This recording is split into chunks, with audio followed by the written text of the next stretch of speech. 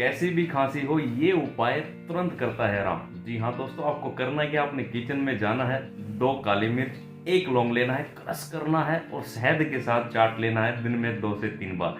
पहली खुराक से ही आपको आराम आ जाएगा। अगर ज़्यादा दिक्कत है तो 4 से 5 दिन आप इस्तेमाल करें, लेकिन अपनी खांसी को बाय बाय करें।